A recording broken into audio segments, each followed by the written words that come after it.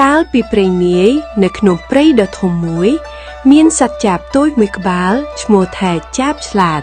រស់នៅលើមែកឈើខ្ពស់នៅក្នុងព្រៃដដែលនោះមានដំរីធំមួយក្បាលឈ្មោះដំរីអួតដែរគិតថាខ្លួនធំជាងគេហើយក៏មានអំណាចខ្លាំងជាងគេដូច្នេះគួរធ្វើជាមេព្រៃនេះថ្ងៃមួយមេឃក្តៅខ្លាំងដំរីអួតបានប្រកាសឲ្យសត្វទាំងអស់ក្នុងព្រៃឮថាយើងផឹកទឹកភ្នាល់គ្នាបើអ្នកណាផឹកបានច្រើនជាងអ្នកនោះនឹងធ្វើជាមេនៃព្រៃនេះសត្វទាំងអស់សម្លឹងមើលគ្នាគ្មាននរណាហ៊ាននិយាយអីទេព្រោះដំរីធំពេកប៉ុន្តែចាបតូចដែលកំពុងឈរលើមែកឈើខ្ពស់បានហើរចុះមកជិតយើងយល់ព្រមតាមសំណើឯងចាបតូចហែវនាំផ្លូវដំរីដើរតាមខាងក្រោយពួកវាឆ្លងព្រៃក្រាស់ឆ្លងភ្នំតូចតូចឆ្លងទន្លេទឹកហូរស្រាលនិងឆ្លងវាលស្មៅបៃតងព្រះអាទិត្យរះខ្លាំងខ្យល់បក់ត្រជាក់សត្វតូចតូចមើលតាមហើយខ្សឹបគ្នាថាចាបតូចនឹងធ្វើយ៉ាងម៉េច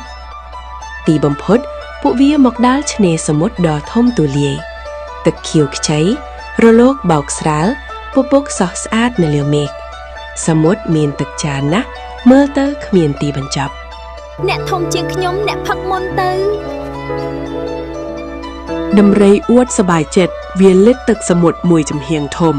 ទឹកហូរចូលមាត់ហូរចេញពីបំពង់វាផឹកឥតឈប់ប៉ុន្តែទឹកសមុទ្រប្រៃនឹងច្រើនណាស់វាផឹករហូតអស់កម្លាំងដកដង្ហើមធំជើងញ័រហើយអង្គុយលើកសัตว์សើមមើលទៅហត់នឿយខ្លាំងឥឡូវដល់វេនចាប់តូចវាហើរចុះទៅមាត់ទឹកអោនក្បាលជ្រលក់ចំពោះតិចតិចផឹកទឹកមួយចំណឹកតូចបន្ទាប់មកវាហើរឡើងលើអាកាសខ្ពស់បញ្ជីលទឹកនោះជិនទៅលើដីធ្លាក់ជាដំណក់តូចតូចស្រោចស្រូបដើមឈើផ្កានិងស្មៅដើមឈើញាស់សបាយផ្កាញញឹមសត្វតូចតូចដូចកណ្ដូក្តាន់និងសត្វស្លាបផ្សេងទៀតរត់មកផឹកទឹកស្រែករំភើបចាបតើអ្នកផឹកទឹកបានប៉ុន្មានហើយខ្ញុំផឹកបានច្រើនណាស់រហូតដល់សមុទ្រស្ទើរស្ងួតហើយឯងមើលចុះដំរីអួតងាកមើលសមុទ្រឃើញទឹកនៅតែច្រើនដដែលហេតុអ្វីខ្ញុំមើលឃើញទឹកនៅដដែលមិនស្ងួតខ្ញុំផឹកហើយខ្ញុំក៏បញ្ចេញមកក្រៅវិញដែរឯខ្ញុំបញ្ចេញទៅលើដីដើម្បីឲ្យដើមឈើនិងសត្វនានាបានផឹកដែរអ្នកឆ្លាតជាងខ្ញុំហើយខ្ញុំចាញ់ហើយចាបតូចអ្នកគួរធ្វើជាមេព្រៃនេះទៅ